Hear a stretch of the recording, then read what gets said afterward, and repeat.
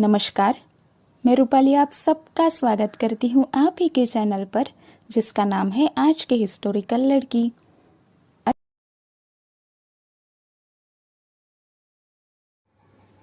समर्थ रामदास जी ने पहले दशक के पहले समास में इस ग्रंथ में क्या कहा गया है, इस दूसरे प्रश्न का जवाब देते समय भक्ति, ज्ञान, वैराग्य, परमार्थ, मुक्ति और मोक्ष इस तरह के शब्दों का उपयोग किया है। भक्ति कई प्रकार की होती है, लेकिन नवविधा भक्ति अध्यात्म में बहुत महत्वपूर्ण है। वास्तव में दासबोध में नवविधा भक्ति के बारे में ही बताया गया है और आगे समर्थ जी ने संपूर्ण एक दशक में नवविधा भक्ति विस्तार में समझाई है।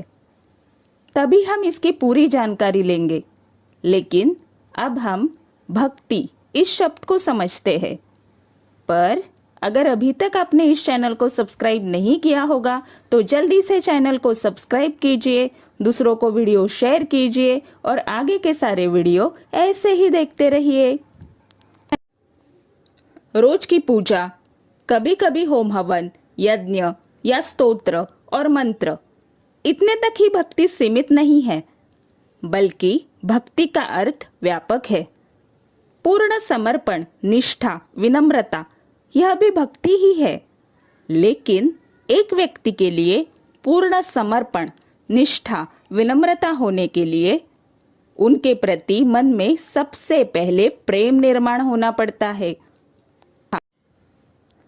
खुद का नाम नारायण होते हुए भी खुद को सबके सामने राम के दास मतलब रामदास कहकर संबोधित करने वाले और अपने हर एक कृत्य उनके सद्गुरु श्री राम जी के चरणों पर समर्पित करने वाले समर्थ रामदास जी के द्वारा की गई हर चीज उनका श्री राम जी के प्रति प्रेम, निष्ठा, समर्पण और विनम्रता मतलब भक्ति को ही दर्शाता है। यदि हमारे पास केवल ज्ञान है लेकिन भक्ति नहीं है तो हमारे पास हुए ज्ञान पर हमें गर्व हो सकता है। भक्ति के साथ जब ज्ञान आता है तब भक्ति युक्त ज्ञान हमें अहंकार की बाधा नहीं होने देता। अब यह भक्ति युक्त ज्ञान क्या है? हम पैदा होने के बाद सबसे पहले माता पिता, फिर स्कूल जाने के बाद स्कूल के शिक्षक, दोस्त, आसपास के लोग, रिश्तेदार, जाने अनजाने में ही हमें बहुत कुछ सिखाते हैं। स्कूल या स्कूल के बाहर की किताबों से, ग्रंथों से, आजकल वीडियो या सोशल मीडिया से इस तरह के ज्ञान प्राप्त करने के कई तरीके होते हैं। इसलिए हम जो ज्ञान प्राप्त करते हैं वो इन सभी के हिस्सों के प्रयासों का नतीजा है।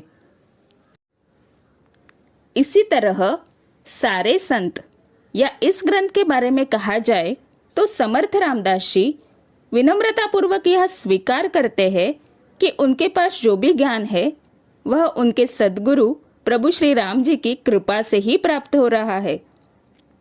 उसी तरह जब हमें पता चलता है कि हमारे पास जो भी ज्ञान है वह सभी के सामूहिक प्रयासों का परिणाम है और हम यह भी जान जाते हैं कि हमें जो भी ज्ञान प्राप्त हो रहा है वह हमारे सद्गुरु या इष्टदेव की कृपा से ही प्राप्त हो रहा है, तब इसे भक्ति युक्त ज्ञान कहा जाता है।